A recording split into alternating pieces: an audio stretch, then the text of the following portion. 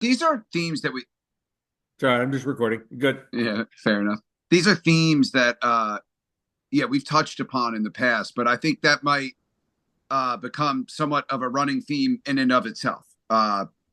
These are, you don't get all this out in an hour or 90 minutes. So there'll be things that pop up. And this is, you know what? That's kind of a microcosm for how it is in my life. Survivor's guilt. And, God,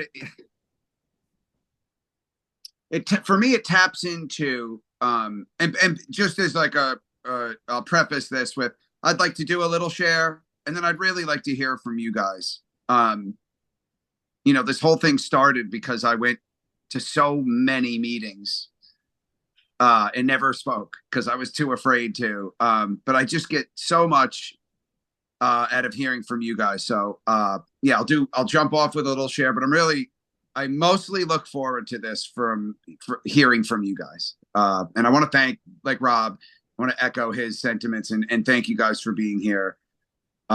This is needed. You guys are just terrific, and I feel a real kinship with everybody in here, especially the returners. I think you know who you are, and there's quite a bit of you, which is really touching.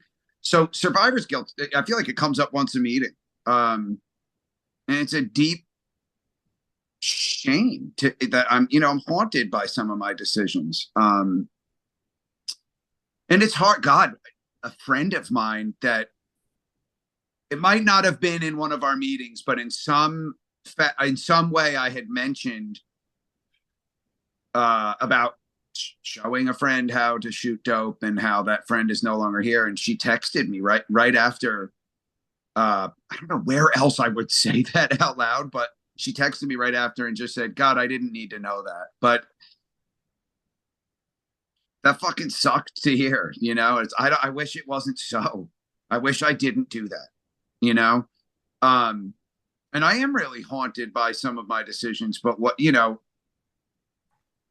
it's you can't change the past wholesale. You can try to be the best version of yourself moving forward, a more understanding, a more empathetic, a more knowledgeable. It wasn't like I was this version of myself and said, "Oh, let me destroy somebody's life." No, my life was destroyed. It would have been unheard of for me. They were thanking me. I was showing them how to shoot dope. What an awful thing to do. And sometimes, most times I'm okay. Most times I'm like able to absorb that. I understand it, but I don't spend it's when I dig in and start tinkering in the nuance, the little nooks and crannies of it that I feel ashamed of myself. And then the survivor's guilt taps into a real sense of worthlessness. Why am I here?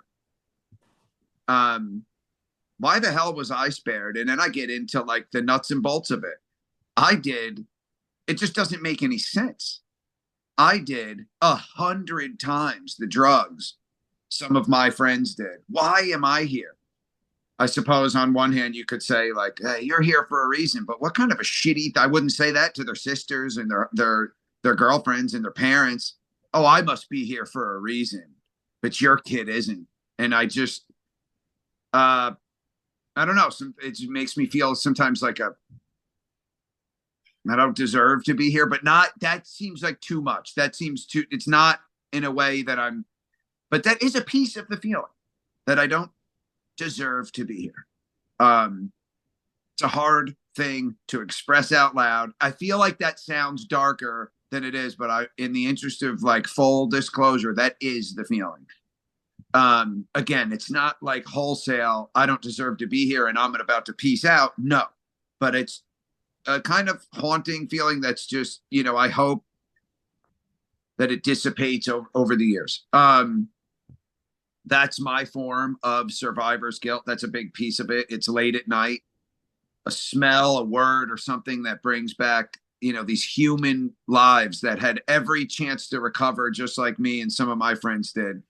They could have been great too, and they're not here from that stupid fucking drug that we let come around and literally rip us to shreds. And I had such a big role. You guys, this when I met Tammy, my wife, we lived in the projects in Kingston, New York, and my next door neighbor was like my middle school love. And she was, she was not into heroin, but she wasn't, she was like a bit of a partier. And we kind of, if I said we went down that road together, that would not be totally true. Me and my friend group, which she was friends with a bunch of us, were already using heroin, not at like a not at a we were full on shooting heroin every day. This was not like a chippy. It was full on. And somehow we just absorbed her, but no one made a conscious decision like, hey, you know what would be a great idea? Let's get her on dope. I want to make sure I don't say her name, but her mom one time had said to a mutual person that we know, she said, God, if that fucking Josh Eppert never moved next door. And she's fucking right. That's the part that really sucks, is she's right. I don't think this person's, by the way, I've spoken to this person at length. She just got out of jail and we had a couple really long talks, and she doesn't blame me. And I know that's real, but she said, oh, my mom's fucking stupid. I was doing it before we were all doing it. We were all trapped in this cycle of this like pond of scum that once you're addicted to dope, you don't just stop. None of us knew how to stop. But it wasn't ever, I mean this, it was never a conscious decision about grabbing anyone up and pulling them down. We all just existed in the murk. But her mom was fucking right. I think about it from her mom's point of view. She's right on some level. And the shame, like I'm ashamed. There are things that I've done that you guys wouldn't like. Let's be real. You guys would be like, wow, and that's real, man. And I want to make sure that I'm forthcoming with you guys. Like, I don't know if this is like, I don't think I'm going to get everything I can get out of this without like blunt honesty. So I just want to say, maybe it's healthy for me to admit this and say this out loud.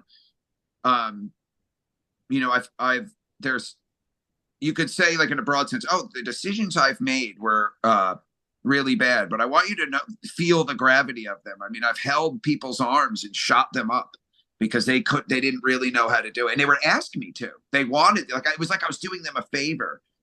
But on some level, I'm aware of that this is going to send them. There's a saying, it's called giving them their wings. Somebody gave me my wings. Somebody showed me how to shoot dope. And if they ever come up with a time machine, I promise you guys, I'll change it. I don't know. That person, I feel like that person doesn't exist in here anymore. But I don't know. So in a more broad sense, these things, these specific things, I don't mean to get too far into the nuts and bolts. These thoughts can haunt me at night, but most of the time I want to be real about it. Most of the time, like, I'm okay. I'm aware of it. It sits in the kind of background, but there's some certain reminders, I guess, triggers that really, really dredge it up. And I wonder if I'll battle this my whole life. I think therapy is, you guys want to know the real truth about therapy? Is just so pathetic. I don't go to therapy, and I think it's my own like hubris. It's like my own ego, because twice or maybe once in my life, somebody said to me, I can tell you've gone to therapy. And I was so smitten that I hadn't. I'm like, I've done this all on my own. When really, it's like therapy regurgitated from other people that have gone to therapy talking to me. And so, but this is therapy. I think I need to find a therapist. For as open as I am with you guys, I'm not, we're all like multifaceted. We're all like multi-tiered we're all like all things, right? I can be shy, believe it or not. Not like I used to be, but I'm comfortable in this group. This thing started because I was too shy to ever speak at a meeting. Sometimes I think I have to validate my shyness because, like, dude, we were in Australia, and some dudes in the band had a few drinks, and like I just had mentioned that like I was shy, and somebody in the band is like, yo, bullshit, dude. you've always been the leader. You're always loud. You're always, and I'm like, yeah, in these small, finite little, yeah, yeah, I'm comfortable around you guys. Could you? I'm also the guy that for the first 7 years in a band wouldn't go into a store alone without somebody with me. I have like some deep seated kind of anxieties around social settings. At 45, I'm able to construct a comfortable place for myself. That's the difference. When you're young, you're thrust into these kind of new, uncomfortable places. But I think I should find a therapist. But this is therapy for me. But yeah, I'm aware of that. I'm not fighting that. I don't think really my own hubris isn't really going to keep me from therapy, but maybe a little bit. It's also kind of a funny joke. But Josh, let me ask you a question. sure, yeah, You, please. you mentioned being 45 years old. Um, how far back in time does some of your past haunt you? Oh gosh, I mean, really, it's like the drug years. I think everyone has like, what do they call it? I hope this isn't offensive, but like douche chills. I think of things I said to girls in seventh grade, and I want to hide under the blanket, like, oh my god, what a dork I am. That I can live with.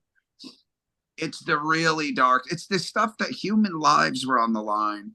Um, but we all have shame. We were. I was at dinner last night with my wife's best friend. It was her birthday, and we were talking about a girl that we went to high school with, who, by her own admission as adults, when I reached out to her, told me that she didn't do herself any favors, but she was, a unique person, and she would hiss like a cat at people, and this girl was fucking tortured in high school, and I wish so badly that I had the courage to stand up and say, leave her alone. But I didn't. That haunts me. And that's some regular shit that I think everyone can. Some of that stuff. I mean, the school I went to, I think I thought school was like this for everybody. But when Claudio and Travis hear the stories from like me and Ernie and Dave Parker about the middle school that we went to, they're like bona fide scared. So I think it is kind of a not singular, but unique experience. But that's the stuff that really makes me fucking cry and think about the weight and the gravity is the stuff where human life was on the line. And where was I? How could I make such cruel decisions? I just didn't think. And then I'm faced with my own. I truly believe, and this is lots years of thought, that I didn't consciously reach up to grab anyone and pull them down. I really, these were people, friends of mine that were already on drugs. Just like I'm not upset with the person that gave me my wings, and I'm not. I understand we were both existing in the pond of scum. Both in the murk. We were both in the mud together, and it's I thanked him. He was tired of shooting me up. He was going to show me how, but I wish I made better decisions. I think maybe that's like an umbrella theme. I see we got some hands up. Yeah, we'll get to him. We'll get to him. In Yeah. fact, we do have our first set of hands up. For those that want to share or respond, go ahead and hit the hands up button on Zoom so that we can put you in the queue. But before we get there, I've got a couple of more questions, Josh, for you. Sure. Yeah. Sure. Of course. You've talked about the when lives are on the line, that some of that stuff comes back and kind of rehaunts your thoughts. But with the business that you're in, the band is a business, but at the very beginning, it's not. It's friends getting together to do something. Um, do your do your regrets extend to things that happened with the band? Well, yeah. I mean, of course. Yeah, of course, man. I want to choose my words carefully Of here. course. I kind of live. It's like on one hand, it's this beautiful thing where like I was invited back to this relationship that I had completely dissolved. Right? That's beautiful. We all love the beauty of that. On the other hand, I have a front row seat to like what could have been for me. I mean, I don't think it'd be fair to anybody to get into, again, the nuts and bolts of it, but Sure. I don't share my piece of this band that I would have had I not done that. So, but in a way, I'm, dare I say, proud of myself for the way that I've kind of coached myself into, you have to exist in the bed you made. I'm indebted to those guys for the opportunity, but it is hard sometimes to exist. Yeah, regrets, of course, man. I mean, my life would be, if I just had like, I mean, you couldn't. I was talented at trashing a life. I did it in a very streamlined way, dude. I threw everything away in like one fell swoop. Boom, done. It's almost like hard to do. It's almost hard to be that stupid. But yeah, like I said, it's mostly this beautiful thing. I'd be lying if I said, of course, how could you not be reminded of it when you're like not plugged into decisions anymore or not plugged in monetarily? It's like, I don't do this for the money, but when, you don't make what you would have, not even close. But then I think, you know what? I try to focus on the positive. And I think there's so much more positive there. Those guys could have asked like any number of people to come back, but I mean, they missed playing with me because bands have been kind of like homogenized and kind of digitized to the point where it is almost like interchangeable at this point. But like, there is something special when we play together. And I think they had to go play with some other people to feel like, oh shit. What the hell? So I try to focus on the positive. But yes, Rob, of course I have regrets. And yeah, but I think I've done a really good job. Honestly, it ultimately ends with me being pretty proud of myself and happy with myself. I view that as a really adult decision and a really adult kind of set of recent decisions, recent meaning like the last 14 years, decisions to, take my life and well, what am I going to do about that? Except put my best foot forward, try to be the best bandmate, a trustworthy friend. I take a lot of pride in earning those guys' trust back, which I can say beyond a shadow of a doubt. One of them said one time, we could find heroin in Josh's room and we'd be like, who left their heroin in Josh? Like they wouldn't even entertain the fact that it was mine. Like, which is a funny way of saying that. Like they don't think of drugs in me in any way, shape, or form. I take a lot of pride in that. I had really damaged that relationship. So I focus on the positives. But yeah, okay, longest fucking answer ever. Sorry. No, it's all good. I got one more question before I move on. Okay. Kind of move over from the professional to the personal side. You've talked openly about losing people that, you were close to, some of which, you mentioned earlier about, teaching somebody how to shoot up and that person's now gone. The the people whom you have these regrets about have loved ones and others that are still that from their orbit that are still a part of your orbit in some ways. How do you deal with that when those people come back into your orbit? They're in my orbit. You guys have circles of friends, and it's like it's so dark. It's hard for this version of me to even say these things out loud. But our lives were so. How do I deal with it? I don't know. How do we all deal with it? It's kind of like we all went through something together. I wouldn't say a war. But we went through this thing together, and I think there's an understanding. I said to my brother Barry once, I was like, man, something along the lines, I don't know if he's in here, but along the lines of like, feeling the guilt about our friend Corey's death. Corey's the one who died. I was filming a Weird Science video, and during the breaks, I mean, how dark is this? During the breaks of the video, we're looking for his body. I mean, Jesus Christ. And it's like, you have like a 1% hope that this dude's alive, but he is dead. And I taught Corey to shoot. I didn't teach one person to shoot up. I taught multiple people to shoot up. And I just didn't, I don't know. I didn't expect him to die. I expected to die. I did way more drugs than him. I didn't think he would be the one to die.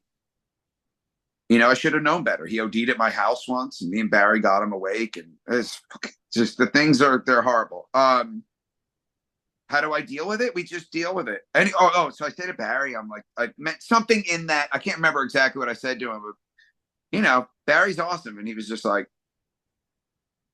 he basically said like, dude, we were all like in it together essentially, and nobody's to blame for any like. We're going to follow the train all the way to the first guy that ever did heroin and shared it with somebody. Like we all actively, willingly partook. And it just like, I can only hope that like Corey's energy or spirit, I like to think when we move on that we're like,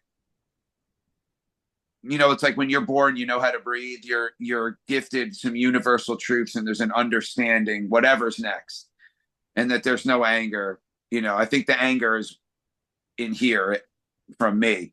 But yeah, I guess you just deal with it, Rob. It's a great question, man. I don't know. Yeah, fucked up. Like this was recently, and when my friend Nicole, I try to not say people's names. When Nicole said, I didn't need to hear that. That was real to her. She didn't need to hear that. I guess she didn't know that. So it was like, I felt ashamed. I don't know how else to put it. I wish that I could change it. I'm trying to be a vessel for good and trying to do good, but that's the best answer I got. Right? That's it. You deal with it because we all were there together, and there is an understanding. I always kind of make the kind of somewhat glib like junkies are my people, but it's true.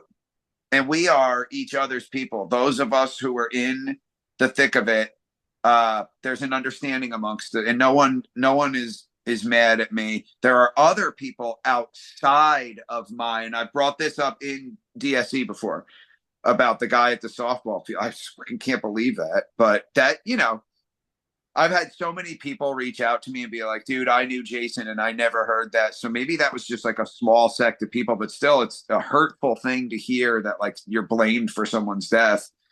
But again, we can't water down or we can't kind of sugarcoat the depths of not just my addiction, but like the depths that my life had sunk to. So best answer I got, brother. Okay. Best answer I got, dude. Sorry. All good. We're going to get to our first hand up. We have Cece.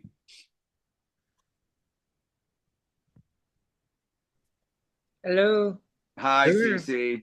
Hey guys. Um, Such a heavy topic, but so relatable, honestly. Even recently for me, it's weird because you have your guilt, of teaching someone else about about shooting and things like that. My guilt with it is the shit that I put people through.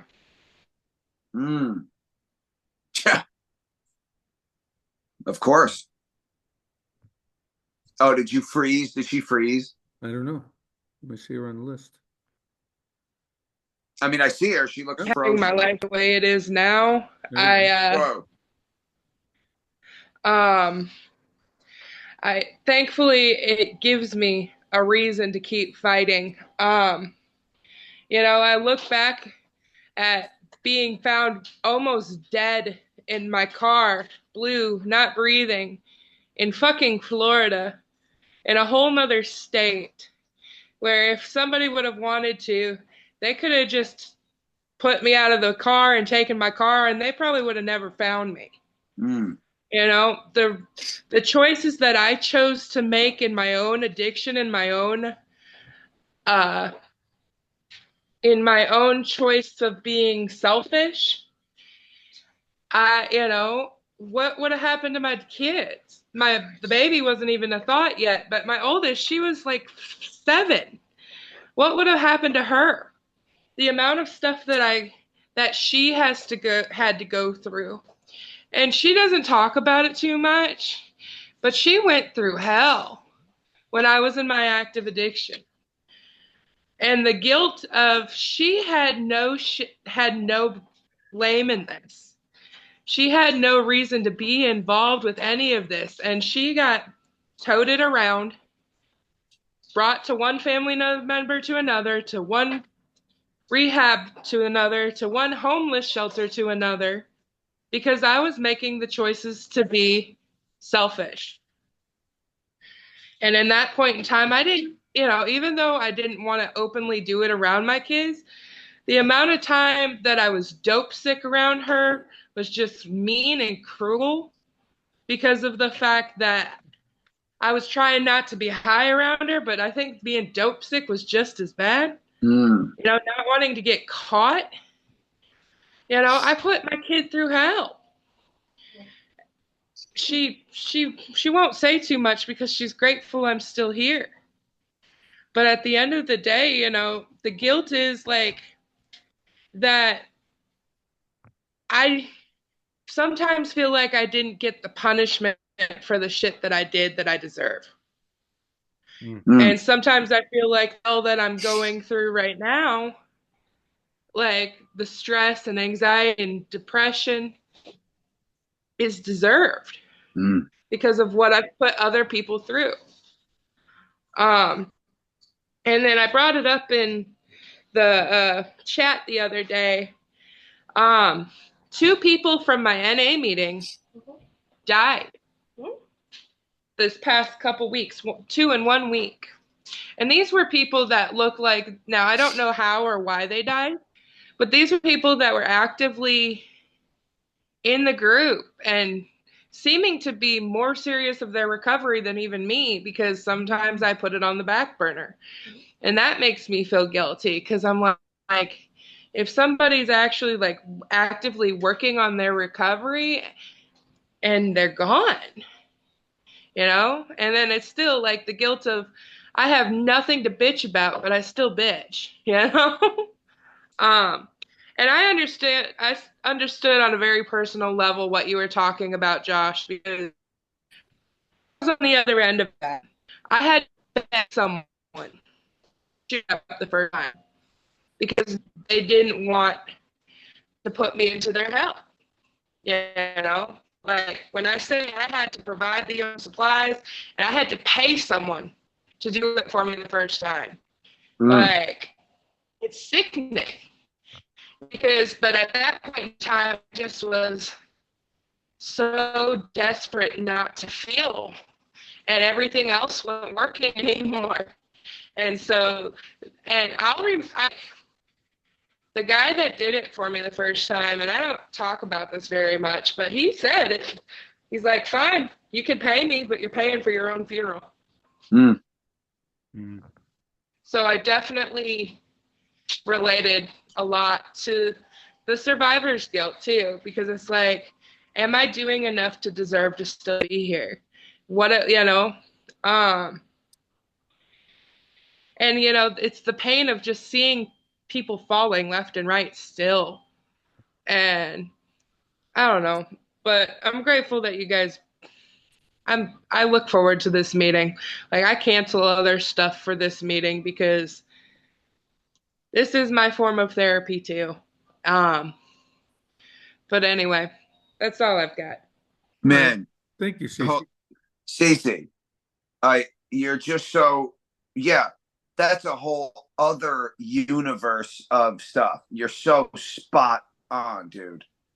The stuff I put people through. Now we're into a whole other universe of guilt and shame. I guess I always gravitate towards like the stuff that like involves human life, and like the way what you just said at the end there, how a guy, he said, hey, you can pay me to do this.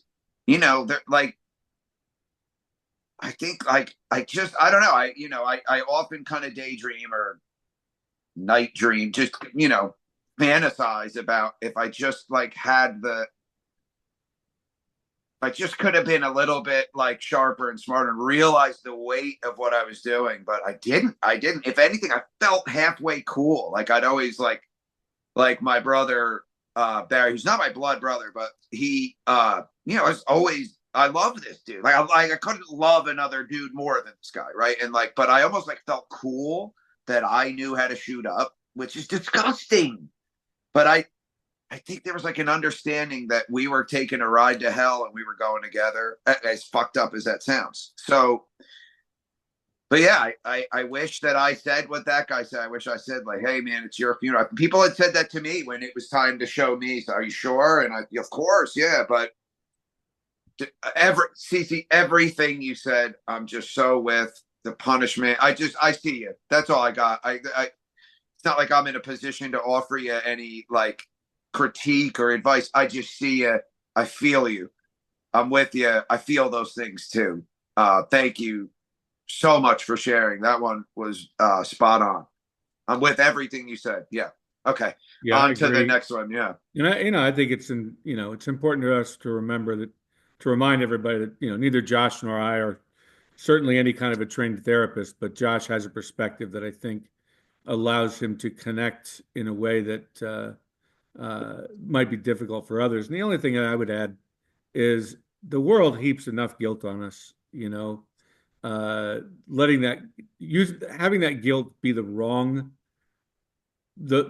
thing and turning it into self-doubt, especially doubt of your own self-worth.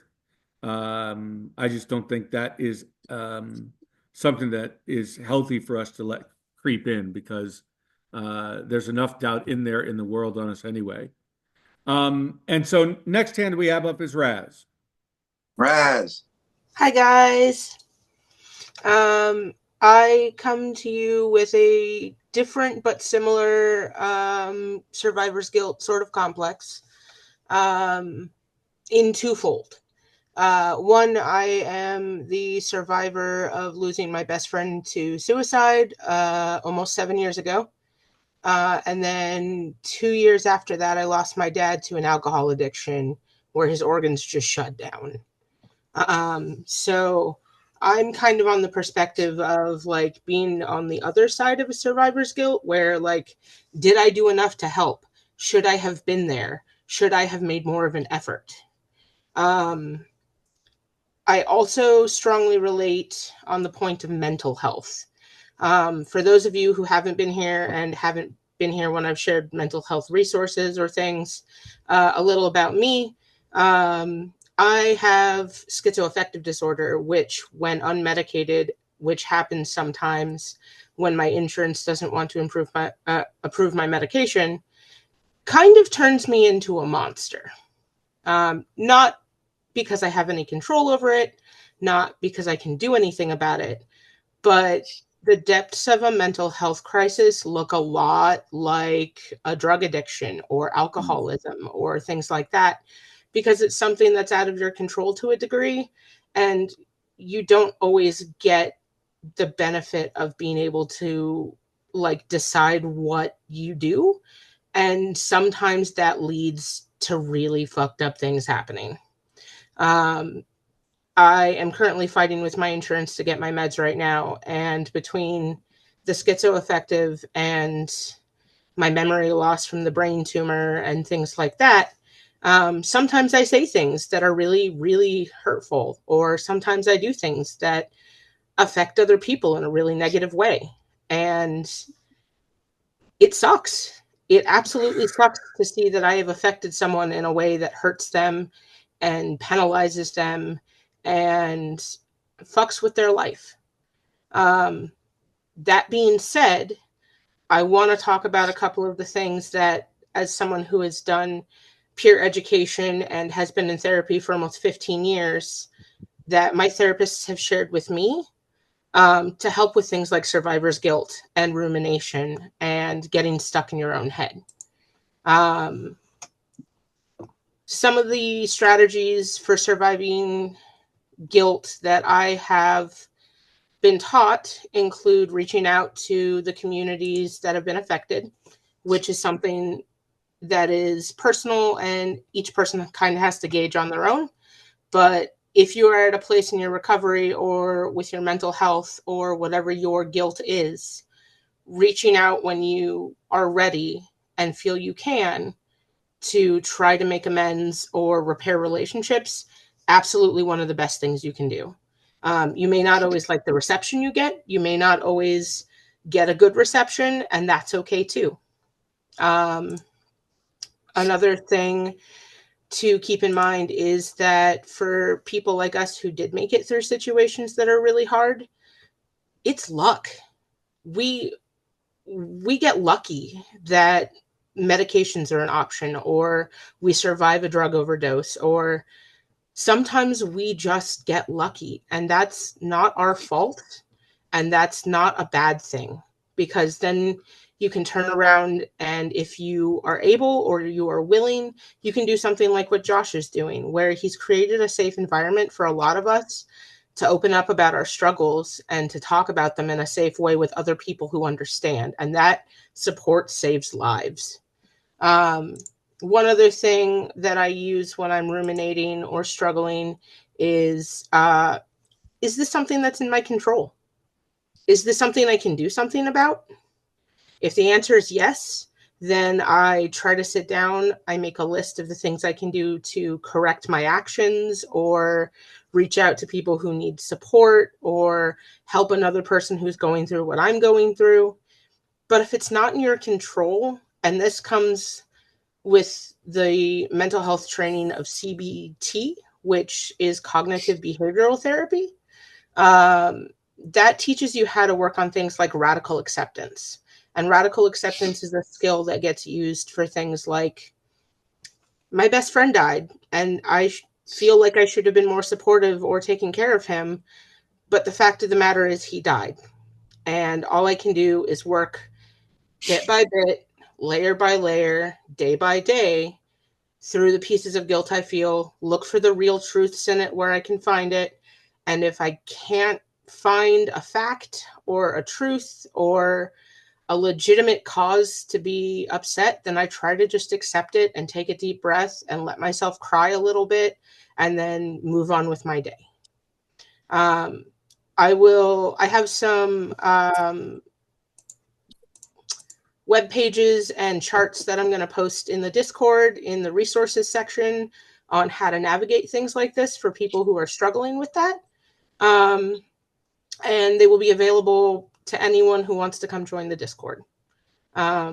Likewise, just as a side note before I shut my mouth, if any of you need help finding therapy or therapy tools or tools for your mental toolbox, I am on Discord. I am on Facebook. I have all the time in the world to help people who need it. So please don't be afraid to reach out to me. I will help find whatever it is you are looking for and get you moving in the right direction. And that's all I got this month. Raz, as always, I saw somebody comment, you explain things. There's so much like humanity in the way sometimes information comes at me fast and it doesn't like absorb. I seem to be able to absorb you. Every time you talk, I'm like really uplift. I feel like I have a plan after you talk. You are an indispensable member of this. And I'm just what an ally to have. I feel so blessed that you're a part of my life. Thank you, dude. Rob, anything? Because we can keep moving on. No, man. I just would like to reiterate that the Discord that we have is actually a really great resource. We've got a channel in the Discord for resources. For those that are not looking at the chat, one of our first guests, Dr. Maggie Sinclair, is also a great resource, and she keeps herself open as well.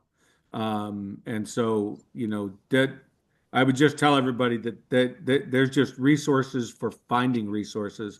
And if we can be that service through the Discord, and Devin has just put up the Discord link for those that haven't joined, I think that's we can serve a purpose by making sure that there's a space available for people to find a way to get better. One thing I wanted to mention real quick, I don't know that I can stay for the whole meeting. If you are interested in resources, the Discord's great. If you are looking for more community time, I've been working with the core team for DSC, who have graciously invited anyone in the Discord to create events and do community things together. Come check out the Discord. I host 2 to 3 monthly events in the Discord a month, where people can just come and socialize or talk about their feelings or do art together. The events are in the Discord. Please come check it out. We want more community time with all of you. Yeah, 100%. I love it. Beautiful. Yeah, beautiful. All right. Next hand up is Alex. Ah, There you are. hi. Um, real quick, I just want to like try to make two quick points. Um, one of them is I just want to say like I got turned on to Coheed by by an upperclassman when I was a freshman in high school. It was like 2004, I think, um, and instantly fell in love. And at the time, I think I was too young to really pay attention to all the news and things of what was going on with band members and stuff. And I remember your departure and just being bummed out and not realizing until later what some of the causes and reasons were, um, behind your leaving. And so seeing when you came back, man, that was a huge moment. Like for me, I was just so excited. And so I just want to say, like, I'm just really fucking proud of you for having faced that, dealt with it, overcome it, and come back to a point where you're able to continue to create and be back with those close friends from your childhood. I think that's a really cool fucking thing. And so I'm really proud of you for all that you've done and where you are now. Um, as far as like survivor's guilt, I know I've shared here in the past. My first wife passed away, and at the time, I didn't realize that it was because of drug abuse. Um, I think that the county coroner had kind of hooked me up by putting cause of death undetermined on her death certificate because he thought that maybe I wouldn't get life insurance money through the army if he had put that it was an overdose. And so I think he thought he was doing me a favor by kind of maybe hiding the truth Mm. of the matter. And it took me probably 4 or 5 years of finally deciding to go to therapy and talking through it and realizing all these signs and warnings that had been there all along, before I was able to come to the conclusion like, oh no, she OD'd, like that's what happened. um, but I do remember the initial feeling of I was in Afghanistan at the time that she had passed, and I got the news. And I remember I listened to uh, Afterman Dissension had come out a few months prior, and when I realized the story bits of that album, I really connected with it, and that kind of helped me get through. But I remember I kept having this recurring thought of it should have been me. A million times over, it should have been me. I was in a fucking war zone. My friends fucking died on that deployment that year. I picked up, I don't know how many different bodies, and, put cameras and weapons in one body bag and then, remains in another bag throughout that 10 months in Afghanistan. And I just kept telling myself, like, I don't know how the fuck it wasn't me. It should have been me. And I was torn because um, I had a 3.5-year-old stepson, and I had a 3-week old newborn son, my firstborn. And I just kept telling myself, like, this isn't fair. It should have been me. It should, like, I shouldn't be here. She should be here. And dealing with that guilt of thinking, what it shouldn't have been me, it should have been somebody else. Um, that was hard to overcome. I remember that. And I don't necessarily prescribe to the notion of like, well, I'm here for a reason and that's why. Um, I think if anything, I just feel more grateful that I am here. And in certain aspects of my life, especially like fatherhood and things like that, it gave me purpose of, maybe kind of a forced, it's time to step up and take on a larger role than what you had anticipated. Um, but it definitely provided me purpose of, hey, maybe I have to work a little extra hard now. And maybe, well, I have to be here for a reason. Because, there were some dark times where I had, my own mental health problems where I didn't want to be here anymore. and had to, kind of remind myself, like, I have to be here. You have to be here for other people who depend on you. And it's time to wake up, and it's time to kind of step up into that role.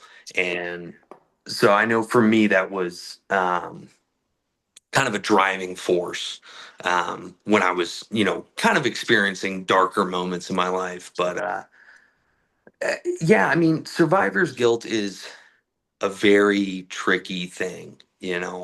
I still actually, just a couple weeks ago, I got contacted by the mother of one of my friends who had died on that deployment, and I just kept thinking, man, like, I wish Chris was still here. Like if not for me, for you. Like, I wish I could do something to change the outcome that was. Um, it's a hard thing. I love that we're talking about this, because I think survivor's guilt faces so many people in so many different aspects of their life. They view it from so many different perspectives. It's a very broad thing that can affect people greatly. And so I thank you guys for bringing this up as a topic to talk about this month. But that's all I got. I don't want to take up everybody's time, but thank you all for being willing to talk about this and for sharing everything. It's really helpful.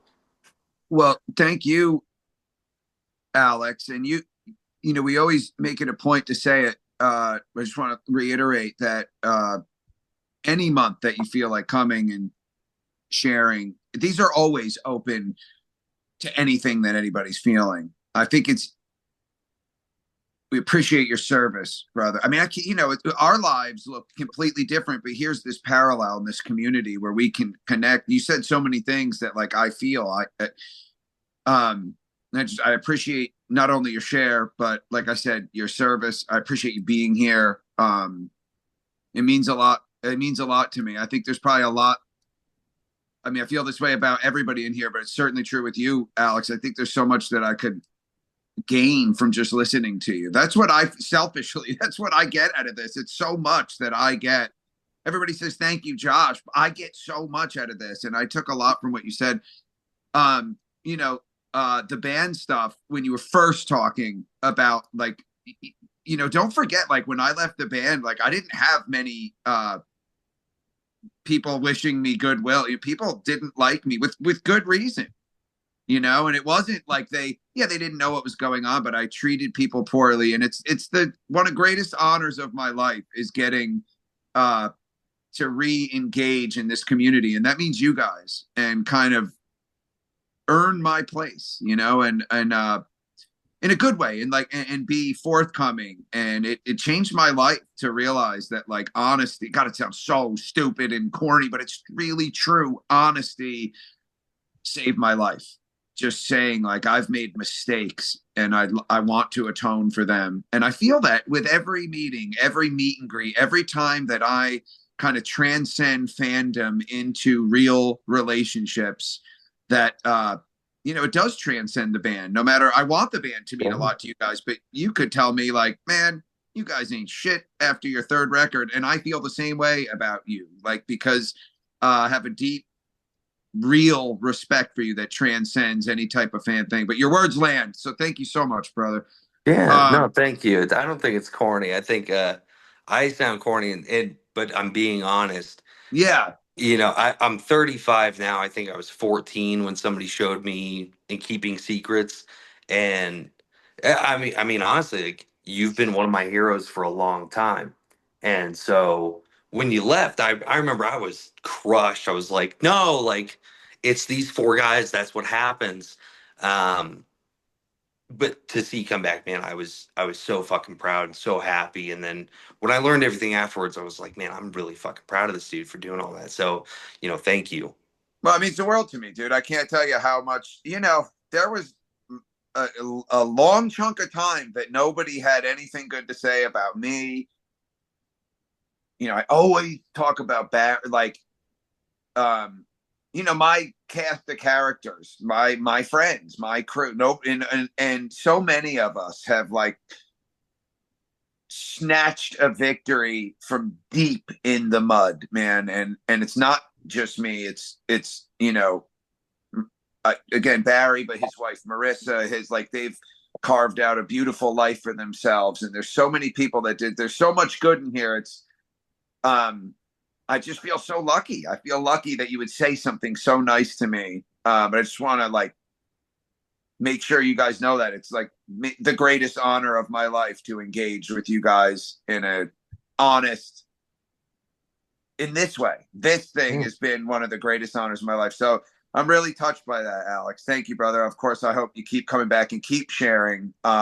Whatever a meeting's about, a meeting could be about anything. It could be about painting our house. It's about everything. It's always about everything. So yeah, I hope you continue to share. Rob, do you want Yep, to add anything? we've got 5 more hands up that's going to take us through the end, including some new voices, which I'm always excited about. Terrific, yeah. And the next one up is Kayla. Hi guys. Kayla. I'm like super nervous when I talk, so bear with me if I'm a little all over the place. When I first saw like the theme of the meeting, the first thing that I thought of was when I was 21 years old, I dated a guy named Forrest, and we both got into the thick of the drug world together. And we were like, he was a good guy. We were good, like, as a relationship, but we fed each other's addiction bad. We, you know, support each other in the worst ways. And one day, well, it didn't happen just one day, it was a buildup. I felt like I wanted out. And in my drug induced mind, my only way out was to try to end my own life. And I tried, obviously didn't succeed. But from that, I had to break up with him. He was a good guy, but I just couldn't live that life anymore. And like we split on good terms, I guess, but he kept doing his thing. And I think it was like 6 years later, I get a phone call and find out that he overdosed, and it crushed me. And with the feelings of shame when it comes to survivor's guilt, one of the biggest things that brought me shame was one of the first things I thought was it could have been me. Like, that could have been me. And then I felt so much shame about, like, why am I making this about me? Like, it's his life. And yeah, that was the first thing that I thought about when I saw this theme. And I don't know, it's hard. It's hard to, I'm just grateful to be here, I stay grateful every day, and that is what gets me through every day. I feel like I have such a great life now, and it's because I stay grateful. Like, there's so much crap going on in the world, and what Rob was saying, like, the world already brings you so much shame. So you have to hold on to those little things that make you grateful and make life worth living, because that's what I do, and that's what gets me through every single day. That's beautiful. Yeah, I mean, there's so much, there's so many, the humanity of it all. When you talk about, when you said, why am I making this about me? Because you thought that could have been me. I mean, by the way, I'm aware now that Barry's in this group. I was like, thank God Barry's not here. I'll keep bringing him up. He's fucking here. Kayla,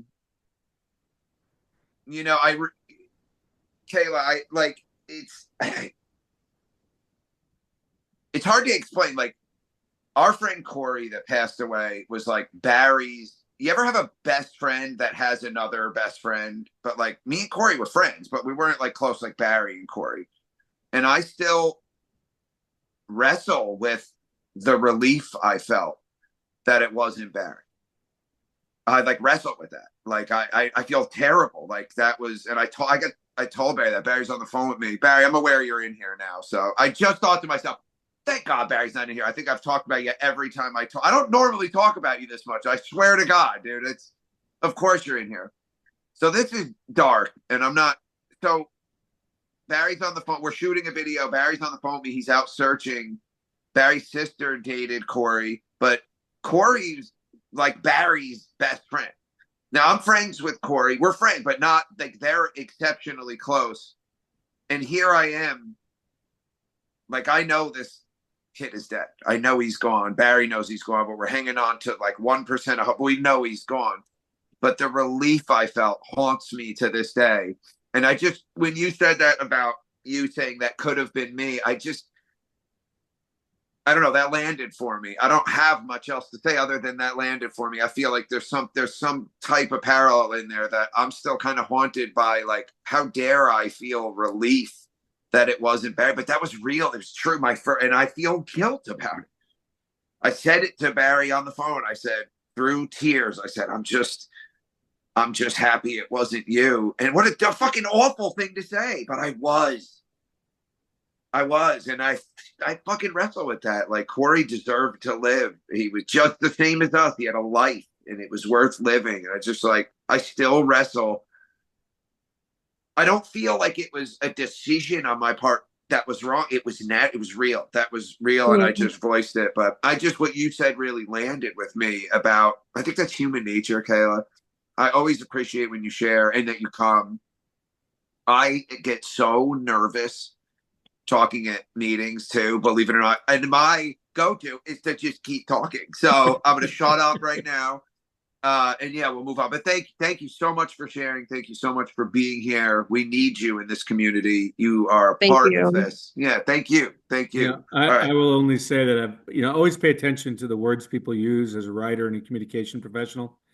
And every so often somebody will say something, a phrase, and I know it's going to stick with me for a long time. And when Kayla said we supported each other in the worst ways possible, that's going to linger with me a long time. So the next person on the list is somebody that I should spend more time praising, and that I want to hear more from all the time. And it is, where'd he go? It's on the list. Devin, are you here? Yeah, I'm here. Okay, cool. So, I mean, years ago, my cousin had passed from an OD, and I saw her in December, and she was clean. And then in May, I got a call before a final, and she was gone. And it was the wildest shock I've ever experienced in my entire life. Inconceivable that this had happened. And,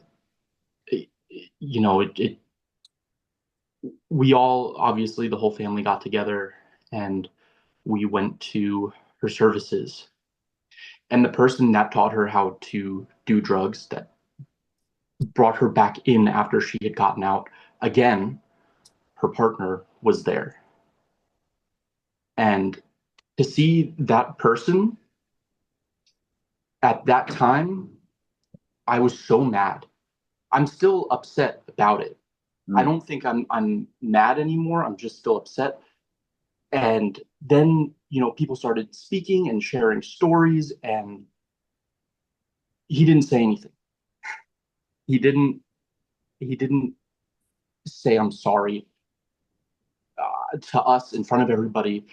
And it took a long time to realize that wasn't owed to us. He was there, he showed up, and maybe that was as much as he could have done in that moment. And it's been so long that I couldn't even tell you his name if I wanted to. But I remember his face, and I remember how he looked, and knowing what I know now, that it was guilt, and it was shame, and it was all of the emotions that you guys have expressed about feeling guilt. And it took so long for me to process that is what I was witnessing. And it turned from anger and hatred, really, to an understanding and acceptance. I wouldn't say I've forgiven this person by any means. I mean, I lost the person that I grew up with, that brought me into the world of music and the world of video games. And my family, in a way, he had a hand in. taking that away from us.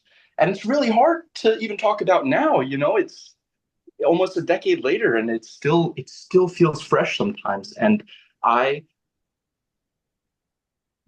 don't think that I want that person to feel that guilt forever, right? I hope that eventually that can change, but I don't know if making amends is always something. Like, if they apologize now, I don't know what I would do. And I think that that's like a hard thing to grapple with on the complete other side of the guilt, as someone who's affected by the choices that they made, not directly. Like, I'm indirectly severely negatively affected by someone else's decision to do something terrible. And every day that I think about it, over time it's become less and less. Still struggle with like how I would handle that situation. And I think over time it's been a little bit easier to kind of forgive a little bit. And I don't know, I think this meeting was extremely helpful in helping process some of that and get some insight, because this is not just something I can ask somebody, oh, how do you feel about, helping someone do the worst thing in their life? How do you feel about, like, and that's not a conversation I can just ask people. So thank you guys for sharing, because I've had some epiphanies over the last hour, and I really can't imagine the feelings that you guys may feel going through that. So that's all I wanted to say, is just thank you for sharing, and it has helped me process my feelings towards someone who has that guilt. Oh boy. Too many things running through my head. Obviously, Dev, that person, that could have been me or any addict, but could have been us. And I think I'm so glad you shared that, dude, because I think, yeah, let's remember there's like a completely blameless sect of people that got hurt. I mean, that's where the guilt lands for me. That is what haunts me. It's the blameless people that loved someone that we could act so selfishly. And I wish I had an answer for you, Devin. I hate that I'm the one who has to humanize that guy, because like I'm mad at that guy for hurting you. But I've hurt people, and addicts, I can say, it's almost not even a conscious decision, really, but I don't know. I think this version of me would not do that. I don't know how else to say. I wouldn't do that. That version of me would and did. There were friends that got out of rehab. I mean, I had a friend once tell me, I can't hang out with you, dude, if you're going to be doing drugs. And I was like, no, I respect that, man. I mean, literally an hour later, we're getting drugs. I don't know. I don't know how to describe it. I don't know how to explain it. I think I said before, we all exist in the murk. We all exist kind of in this place where, but that was wrong. And if I want to be honest as possible, I mean, I think I did know it. I did know it was wrong at the time. I was not acting blindly, but like, he had other drug hookups that I wanted, and I had one thing mattered, and that was getting dope, and he could help me get dope. And he wasn't going to say, we would scoff at people that got clean. It's how lost like we were. Like, it troubles me, Dev, to humanize that guy. I mean, and I'm deeply, got snot pouring out of my face. I'm deeply sorry that happened to you and your family. I know, how much I care for you and your family, man. So it pains me that, although, I give you so much credit for allowing it to humanize him in a way. I really do, Dev. I give you so much fucking credit, dude, because that's big of you. But I think just in general, we talk so much about us on the addict side. It's always healthy to acknowledge, of course, there's these blameless people, but that is the bulk of the guilt, is these people that got hurt along the way. I hate that you're one of them, Dev, and I hate that drugs took your family member. I don't know that you ever shared that. So if you did, it never landed like that. I love you, brother. Thank you for sharing. Yeah, Rob, you got anything you want to add or go on to the next one? No, it's just I have to tell you that when you and I first talked about the theme for tonight, I couldn't even imagine the shape that some of it would take.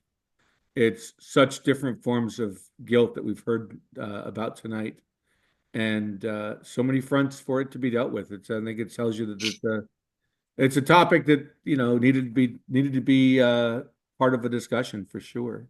Well, yeah, it's ongoing, man. Guilt. I mean, it's funny when Cece spoke, I was like, oh yeah, that whole other universe of guilt, all the things I did to people. Of course, like yeah. I mean, this is something, I think guilt in and of itself, there is parallels to people that had never touched drugs. Of course, Right. We all have acted poorly in the past or wish we did things differently. With addicts, we're talking about, I mean, very literally life and death, and the decisions that we've made that have led to so much hurt in families, so much hurt for people like Devin and his family. And it hurts me.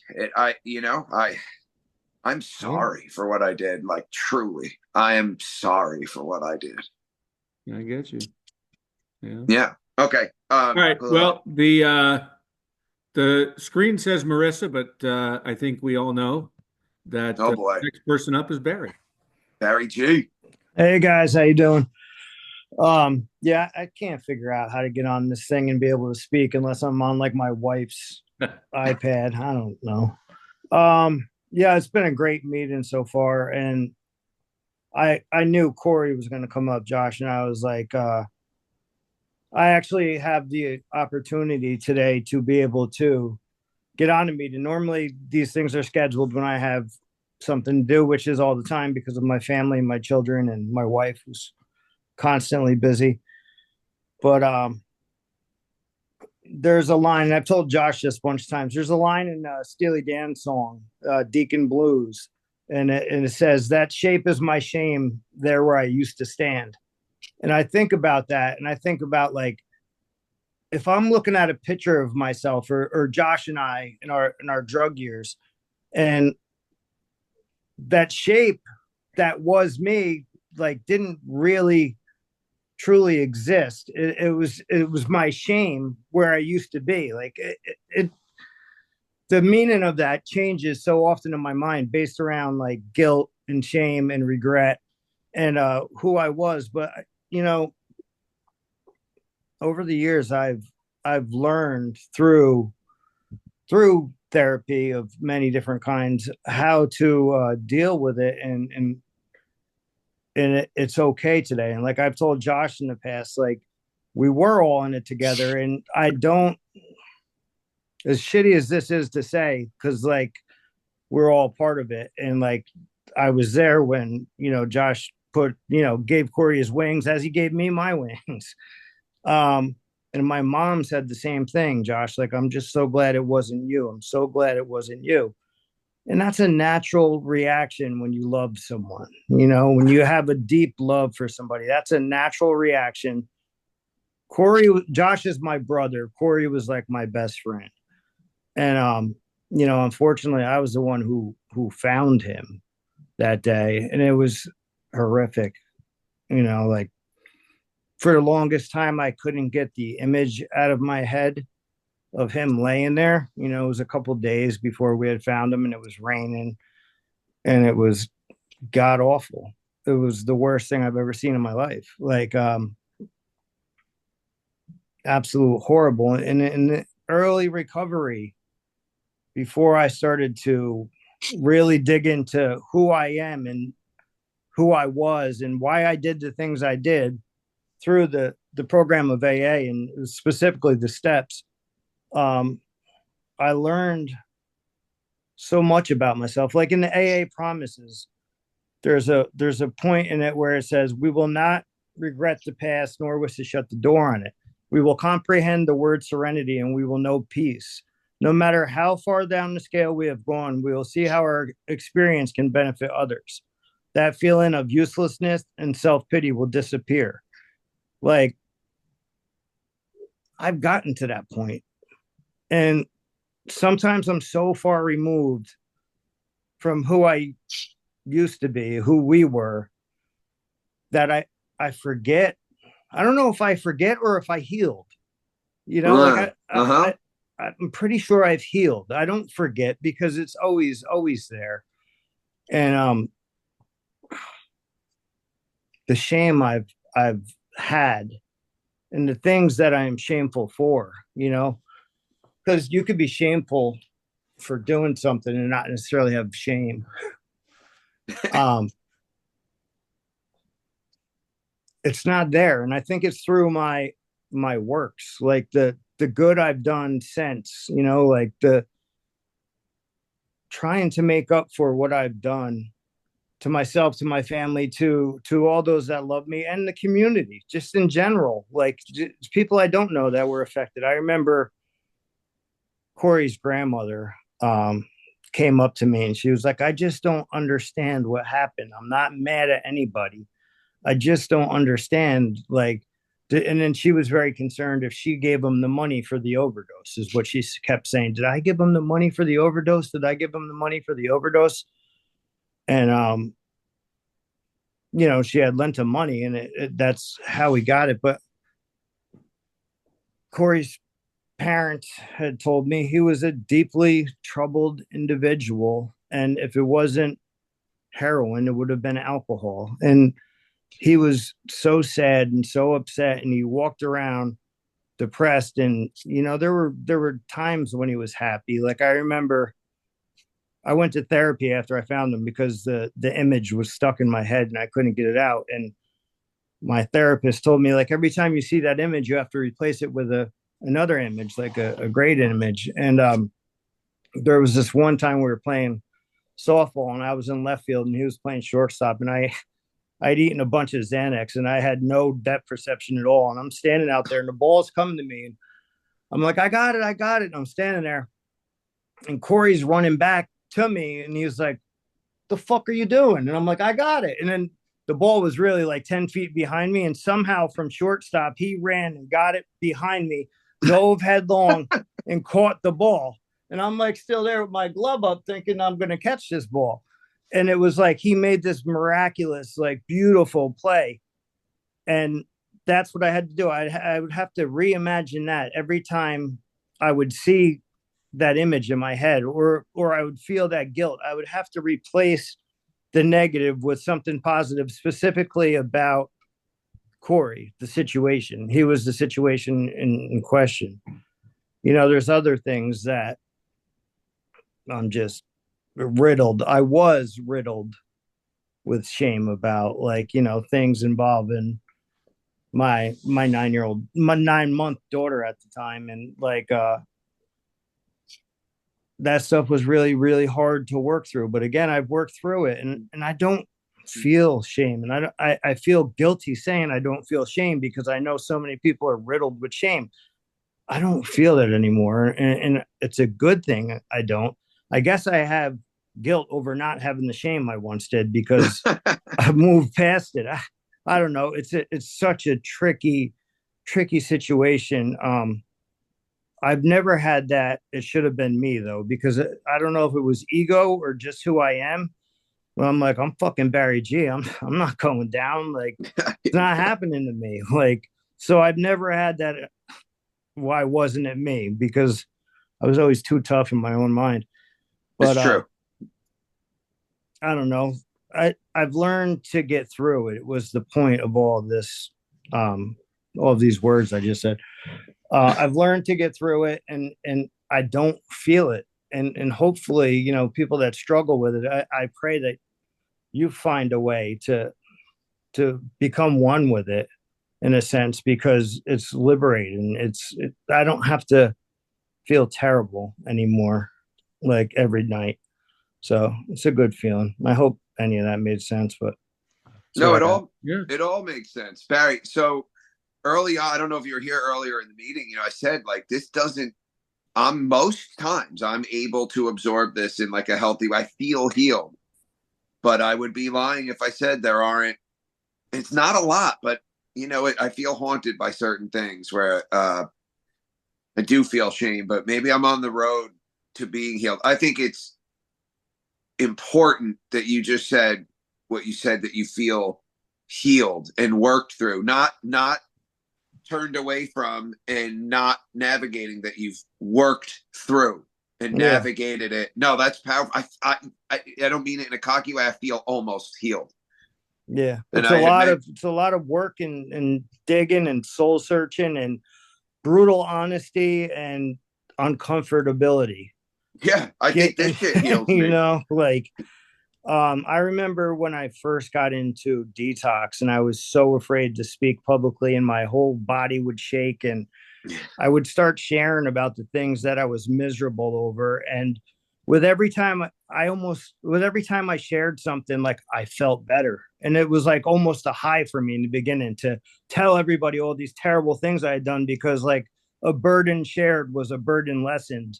And that was a way for me to erase shame. Like, the more people that knew about it and said, hey, I went through that as well. Like, you're not that unique. It's not that bad. Like, people do this shit. It's part of addiction. You had a disease in your mind, centered in your mind. And, your drugs were your therapy for that. And now you took those away. And, I remember after Corey passed away, I promised I was never going to get high again. And like, I went to the doctor, I got on Suboxone, and that lasted 6 days.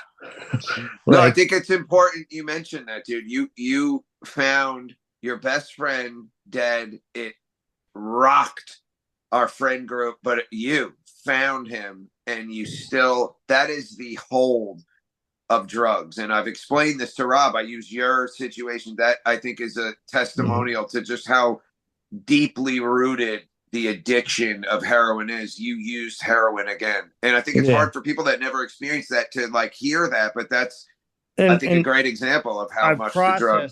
I processed that a lot too. Like, I used again, but it wasn't even about the drugs anymore at that point. Why I picked up again, it was because I couldn't manage my feelings. And the only way I've ever managed my feelings was to bury them.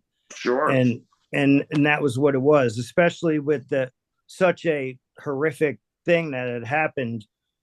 I needed a lot more to bury it, so it wasn't until I started therapy that things started to work out. And eventually, like, I got to the point where I feel like I'm healed, like I said. Well, that's beautiful. Okay. I told you guys Barry's dope. I told you motherfuckers Barry G was dope. What? Hockey bastard. He's like, I'm Barry G. I ain't going there. That's Barry. That's always been Barry since we were children. Okay. We'll move on. I'm so glad you spoke to Barry, because that's what an uplifting thing that we're hearing. Real healing. Beautiful. Love you, brother. I love you. Thank you so much for coming in and sharing. All right, I got 3 more that I want to get to. A couple of them are new voices, so I definitely want things to be heard. Next up is Patrick. All right, can you guys hear me? Yeah, we got you. We got you. Awesome. So thanks for having me, guys. It's fantastic to see this group. I've been meaning to join in for a long time now and haven't had a chance to, actually. So obviously, what brings me here, obviously, I'm a longtime Coheed fan. Originally, is what brought me here, because I've been following Josh for a long time. So who am I to a point? So I am a survivor on the other side. I've never had addiction issues. Unfortunately, it's plagued most of my family, and unfortunately, a best friend of mine who ended up taking his own life. So coming into what my job is, I'm actually a licensed professional counselor. Been doing that for like 5-6 years now, and I love seeing. The reason why I want to come here is, not to trying to, from a clinical point of view, like look at you guys like a specimen, is to better understand you guys. Because I've come to learn, and you guys already know this, every person's journey is vastly different, but very similar. Right? Sure. So I'm an LPC. I work with substance abuse here in the state of Missouri, and I actually work as a treatment specialist in the prison system too. Obviously, very plagued, full of all that. So what I would say is this, and this kind of goes for everyone, but I would love to hear a little bit more from is hear a little bit more of that interaction, honestly, between Dev and Josh, because I think that was a really powerful moment that I heard right there, where we kind of heard like this backstory there of Dev's kind of hurt, right, and his processing. And it was like the polar opposite of what Josh has been dealing with, right? And trying to bridge that gap and understand. The other side of this is, um, I'm kind of falling blank. I just think continue to find those resources. Raz did a great job of bringing up a lot of resources. I haven't gotten in there yet, but I follow the Discord here soon. Unfortunately, I work a lot. I got a family, and I couldn't miss this one because I kind of feel that way as a family member. So this last year, I lost my mom to addiction, and it's been very tough because as a survivor. And a professional, literally, that has worked in this field for years, I felt like I had to be there somehow to save her. And I think we've all felt that, with people where even if you dealt with addiction, you made it out alive. Even if you're still struggling from time to time, it's been difficult. I feel like I should have had the resources and stuff. And so for me, this is actually this is therapeutic to hear you guys, honestly, to hear your side of things and the struggles. And I don't know, I think I'm gonna have to do some reprocessing for myself.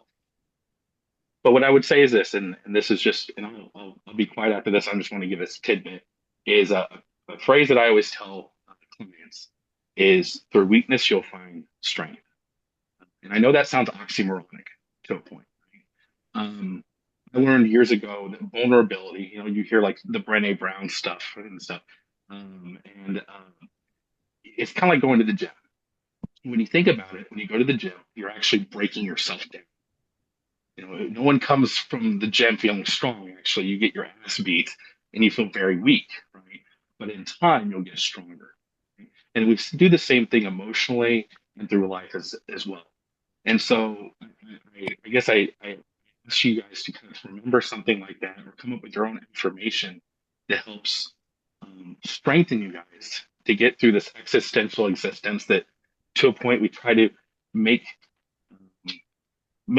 rational thoughts on why these things are happening to us in life.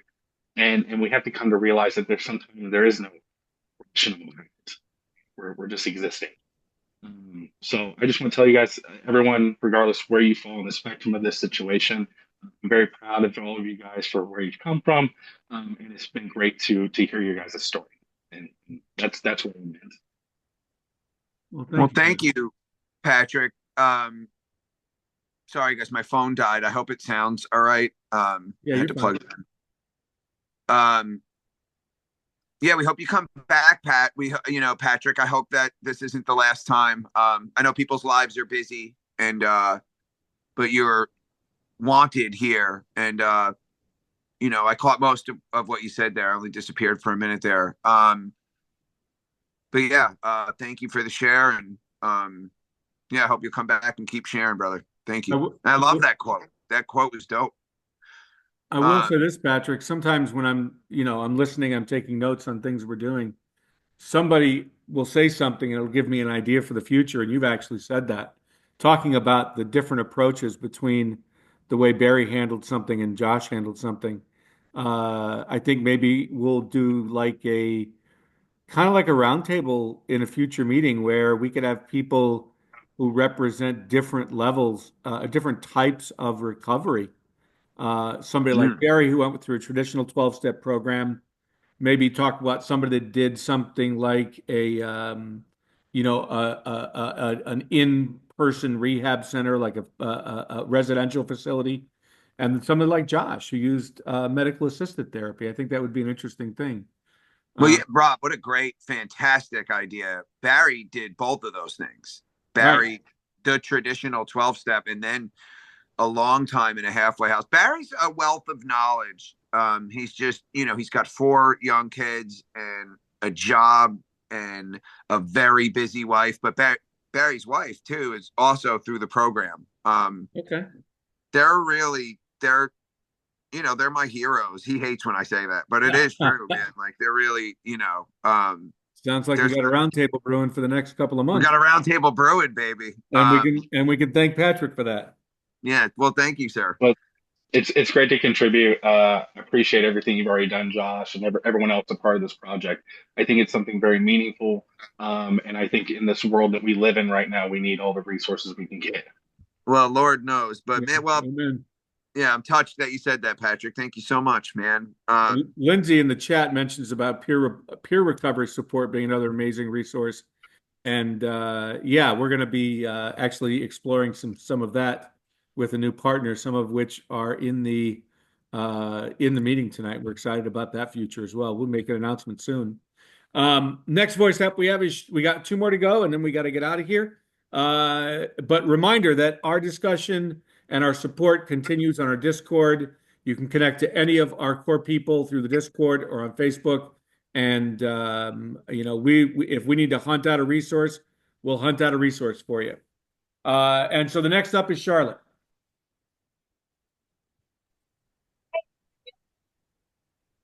Hey, Charlotte, can you hear us?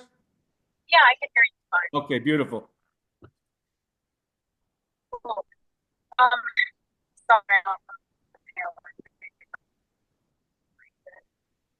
Your audio's going in and out on Charlotte. I don't know. All right, she's connected to the car right now. Is this better? Yes, that's better. Yes, much better. Much better. Okay, sorry about that. Just grabbing some food. So I was wondering if I could ask a question if we have time. Surely. Okay. So I was wondering, so a family member of mine has pretty good or bad survivor's guilt. It's a lot. I'm going to give him the generic, you're here for a reason, like you said, because I'm sure to him that's not super helpful. Not to get too religious, but another family member had told him to seek out God and feel comfort with to feel comfort with the losses. And I'll never forget what he said, which was, I'll believe in God when my fucking friends stop dying. And I think about that a lot. I know he's gotten no shortage of not comforting advice. So he's very, very close in my family. So I'm just wondering, what's something I can say to him? What's something you wish someone would say to you or would have said to you that could reassure you on this matter? Golly. I don't know. I feel like there's so many people in here that are, I mean, I'm proud to say this, way more equipped to handle this question. I don't know is my answer. Honestly, I don't know. I wouldn't want to say the wrong thing. This is serious stuff. Rob, do you have anything? I like the way she turned the question towards the end, because I mean, obviously you and I are not trained, therapists and professionals like that. But, clearly. But can you think of anything that somebody might have said to you that could have gotten through to you? And people tried, Yes, thank you. That's why I don't know, because people tried legitimately. I mean, people tried till they ran out of gas, and nothing. You mentioned God. I think people are shocked to hear me have all these songs and stuff in my catalog about kind of. It's funny though, because some deeply religious people I would like my rap stuff, and I'd be like, you like Weird Science, and you talk about God all the time, and I'm like, yeah, but I'm saying maybe he's not there, and they were like, yeah, that's almost that's part of the path, and that I have felt the hand of something bigger than me in my life, that I don't go one day without talking to God. Now that God might not line up with your version of God, but it was undeniable for me. In terms of human to human, what can be said? I mean, nothing. No one said one thing that got through to me. It was the collective of, feeling the weight of not only having destroyed my life, but just, I felt like in a lot of ways that, I went from like hometown boy made good to like, no one had anything good to say about me. And that didn't feel good. I had nothing. I didn't like myself, I like myself today, but that was a long journey getting there. I wish I had a magic thing that you could say, believe me. Nothing really landed for a long time. And then it all kind of landed. Nothing landed for so long, almost to the point where we would like make fun of people for even trying, and like scoff at people in rehab. Maybe internally we were like envious on some level, but I don't know that we were. I think we were so stuck in the muck that we were headed to hell and we were going fast, baby. And then nothing landed. And then one day it all landed. And slowly but surely, I, began to put together like a life that I was proud of, and a person that I liked, because I did not like myself. And that was probably true long before the drugs. I didn't know who I was, and there was elements of myself that I liked, but I was a coward. I was afraid of everything and everyone, and I'm just not anymore. I liked myself, but man, long road for me to get there. Probably longer than it would be for most people because I'm a fucking dummy. But I say that lovingly. Gosh, believe me, I wish I had a better answer. I always make sure people know I'm not a professional, but I think maybe that's part of like the charm of this. I would say I'm you guys, except a bunch of people in here are way more qualified. I don't know. I wish there was one thing. I don't know. I'm sorry that I don't. I wish I did. I want to know. I don't know. I would say this. I would encourage you to look at, if you're not looking at the chat, some people are sharing some really interesting thoughts and perspectives. Surely. In the chat. And so, I think some of that is extremely valuable. And like Josh, I wish I had, the magic words to help make it better. But I think you'll find your words in your heart, and with when you look at some of the thoughts in the chat. I know that they always make me think about different things. So I think there's an opportunity there as well. And also I mentioned Dr. Maggie Schneider earlier. She actually put her email in the chat. And if you're looking for resources or assistance in some way, she's making herself available as well. And we're gonna get to our last voice before we get done tonight. And I'm going to cut out the preface, and I'm going to take a guess that the name is Lazar. New voice for us. I love that.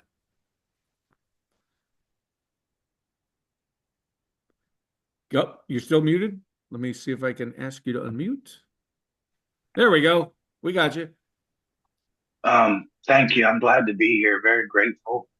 Listening, trying to just hold space, listen more than speak.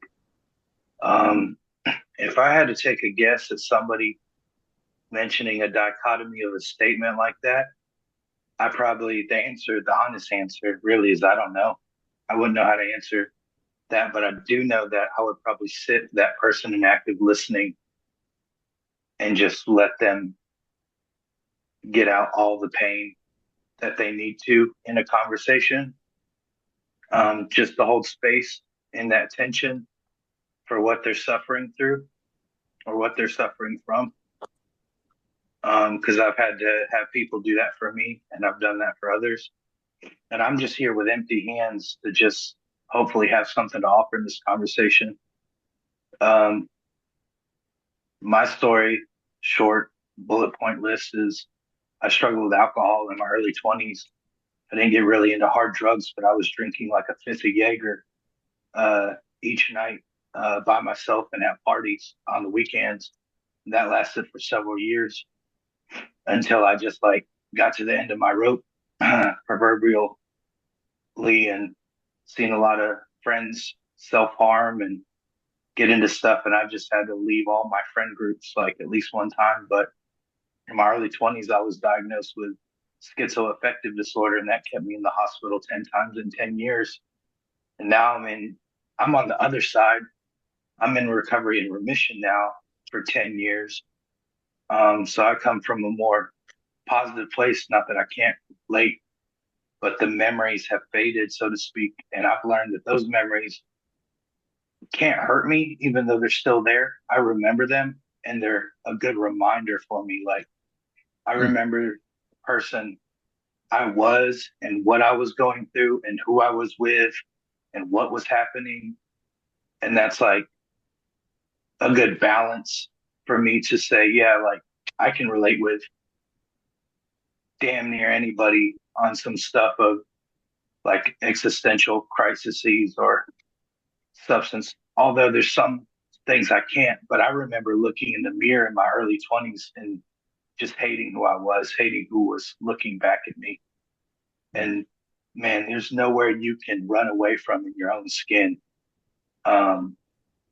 You know, when you have that amount, when I had that amount of self-loathing for what I had participated in and done to other people or had done to myself, you know, all those things.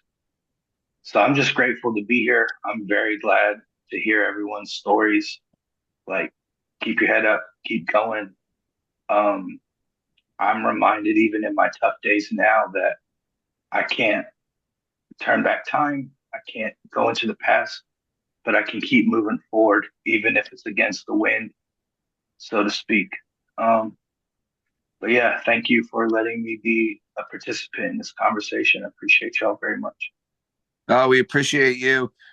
The real Lazar, I believe. First time speaking, right? Brother, Right. thank you so much for coming. Thank you for being a part of this and giving your energy. There's so many things you're saying that the self-loathing, you know, I often personalize these stories, but when I say we used to scoff at people in rehab, we used to actively make fun of people who tried to find the root of their addictions. And we would say, we get high because we like to feel good. That's the only reason. We were that clouded.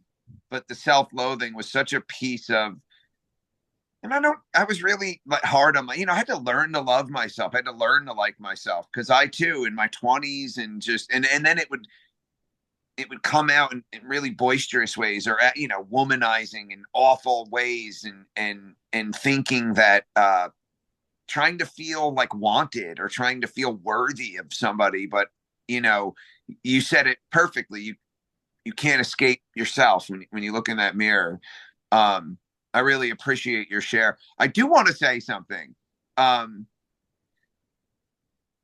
feel so comfortable in this group, but Charlotte's question, I believe it was Charlotte that I was like, I don't know. I didn't hear the question. I thought it broke up for all of us. I'm getting the feeling it was my service that broke up. I didn't really, and I'm always worried about saying something, clearly not a professional, but I thought we all didn't hear the question. I'm seeing all these wonderful things. I'm like, oh shit, I didn't hear the question. So no, I was driving to get food. It was probably me. I'm so sorry. No, I'm pretty sure it was me. Everyone has these lovely things. Yeah, it broke up for me and I didn't. And I was like, I think I got it. But then I was like, oh God, what in my mind internally, I'm like, oh God, what if I don't?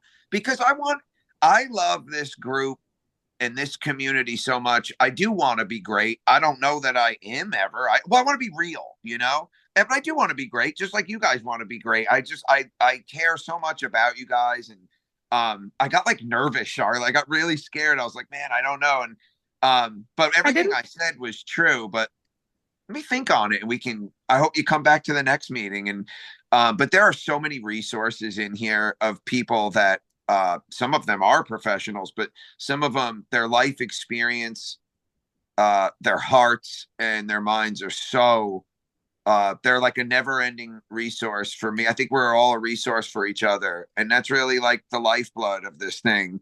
That's still in its early stages. We celebrated a year, which went by really fast in a way. I was like, oh, no, it can't have been a year, but it has been. And yeah, there's so many people in here. There's not really a leader in a sense. I feel we're all the leaders here, whoever is speaking, because like I said, I mean, I have notes upon notes upon notes, and a lot of them are for me.